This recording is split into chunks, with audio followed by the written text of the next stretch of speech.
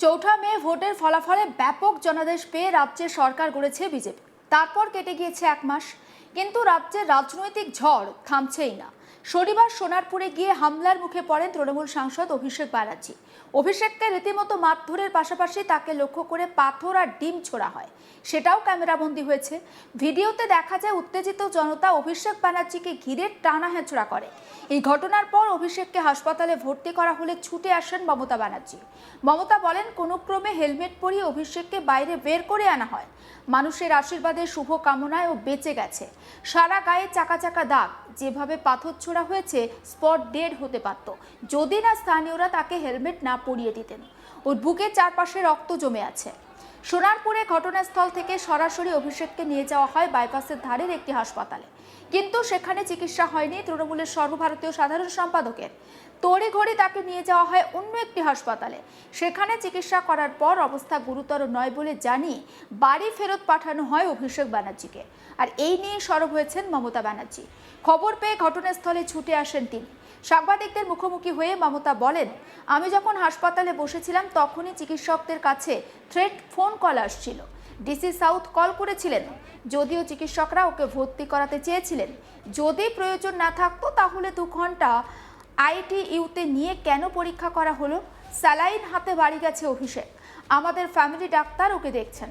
ওর সারা শরীরে রক্তের দাগ আছে, বুকে আছে, আমি দেখেছি। ওর হাতে পায়ে ব্যথা, বমি বমি পাচ্ছিল, ওর মাথা ঘুরছিল, প্রেশার ওঠানামা করছিল। এই অবস্থায় ডাক্তাররা ওকে ছাড়তে চাননি, কিন্তু তারা বাধ্য হয়েছেন, কারণ না হলে তাদের চাকরি কেড়ে নেওয়া হবে বলে হুমকি দেওয়া হচ্ছে। আমার সামনে ফোন করে হুমকি দিয়েছেন ডিসি সাউথ। এত অমানবিক! আমরা কোন দেশে আছি? লুটেরা সরকার, এত ভণ্ডামি! মানুষের আশীর্বাদের শুভকামনায় ও বেঁচে গেছে। সারা গায়ে চাকা চাকা দাগ, যেভাবে পাথর ছোড়া হয়েছে ও স্পট ডেড হতে পারত। স্থানীয়রাই ওকে হেলমেট পরিয়েছেন। ওর বুকের চারপাশে রক্ত জমে আছে, জানাচ্ছেন মমতা ব্যানার্জি। একবার শোনাই মমতা ব্যানার্জির বক্তব্য। আমার কাছেও আছে, এটা তখনও নামটা লেখেনি, কিন্তু আপনারা জানেন চিঠিতে লিখে দিয়েছে আইটিইউতে ছিল, এবং তখনই তারা সাজেস্ট করেছিল, যেটা ডিরেক্ট আপনাদের কাছে সব পড়ে দিল। তা আপনি উইদাউট টেস্ট আপনার ডাক্তার অ্যাডভাইস করলো এইগুলো করতে হবে। ও সারা শরীরে রক্তের দাগ আছে, বুকে আছে, আমি নিজে দেখেছি। আমি যখন অ্যাপোলেও গিয়েছিলাম, হাত পায়ে আছে, গা বমি বমি করছে, মাথা ঘুরছে, প্রেশার ফ্ল্যাকচুয়েট করছে। এই অবস্থায় ডাক্তাররা কিন্তু ছাড়তে চায়নি, কিন্তু তারা বাধ্য হয়েছে। তার কারণ তারা তাদের চাকরি খেয়ে নেবে বলেছে অথরিটি। তাহলে বুঝতে পারছেন, আমার সামনে ফোন করে সেট করছিল ডিসি সাউথ। এত অমানবিক! আমার কোন দেশে আমরা আছি? একটা সরকার পরিবর্তন হয়নি, জোর করে লুট করে লুটেরা সরকার। এত গুন্ডামি, এত গদ্দারি! এমনকি অমানবিক ভাবে যদি কেউ হসপিটালে ভর্তি হয় তাহলেও তাকে ট্রিটমেন্ট করা যাবে না। তাদের পরিবারে যদি এ ধরনের ঘটনা ঘটে তখন কি হবে? চিরকাল তো একজন চেয়ারে থাকে না। আমার মনে হয় দিল্লির বিজেপির নেতারাও এত খারাপ নয়। এখানে যা চলছে, আর তার মধ্যে সিআইডি দেখাচ্ছে, লজ্জা করে না? একটা মানুষ কষ্ট পাচ্ছে, আপনারা সবাই দেখেছেন কিভাবে মারা হয়েছে। আর যে পাথরটা ছবি আমাদের কাছে এসছে, যদি ছুটতো আর ওই লোকাল ছেলেরা যদি একটা হেলমেট না দিত ওর মাথায়, তাহলে স্পট ডেথ হয়ে যেত। আর সেখানে মজা করছে, চ্যাংড়ামো হচ্ছে। কিসের সিআইডি? কোন পলিটিক্যাল পার্টি লেজিসলেচার মিটিং এ ফরওয়ার্ড করেছে, পার্টি সেটাকে বলেছে, পিকারি বলে দিয়েছে লোকসভা ওদের অ্যাসেম্বলি থেকে, যে পার্টিকে দিয়ে এন্ডোর্স করে নিয়ে আসুন। তাই ও একটা ফরওয়ার্ডিং লেটার করেছে। আজকে আমার বাড়িতে গেছিল সিআইডি নোটিশ টাঙাতে। এই সিআইডিকে আমি দেখেছি কাওয়ার্ডের মতো ঘুরে বেড়াতো। আমি চাই না ওরা কাওয়ার্ড হোক, আমি চাই ওরা শক্তিশালী হোক। আমি ওদের রেসপেক্ট করি, কিন্তু আমি দেখে নিয়েছি এরা কি কি করতো। আমাকে যেন নতুন করে না বলে। তারপর অভিষেকের বাড়িতে গেছে, ও ছিল না, ও তখন বেলেঘাটায় ছিল, আপনারা জানেন না, যে প্রোগ্রাম ছিল। তারপরে সোনারপুরে গিয়ে ঘটনা ঘটেছে। প্রাক্তন মুখ্যমন্ত্রীর বক্তব্য, যারা এই ঘটনা ঘটিয়েছে তারা কেউ লোকাল ব্যক্তি নন, সব বাইরের লোক। পুলিশকে তথ্য দেওয়া হয়েছিল, তারপরেও কেন নিরাপত্তার ব্যবস্থা করা হয়নি? এর থেকে লজ্জাজনক ঘটনা আর কিচ্ছু হতে পারে না। এই প্রসঙ্গে প্রাক্তন মুখ্যমন্ত্রী মমতা ব্যানার্জির বক্তব্য শোনাবো। পুলিশকে তো ইনফরমেশন দেওয়া হয়েছিল, তা সত্ত্বেও পুলিশ কি করে, এবং তারা লোকাল পিপল নয়, আউটসাইডারদের বাইরে থেকে ভাড়া করে নিয়ে আসা হয়েছিল। কি জবাব দেবে পুলিশ?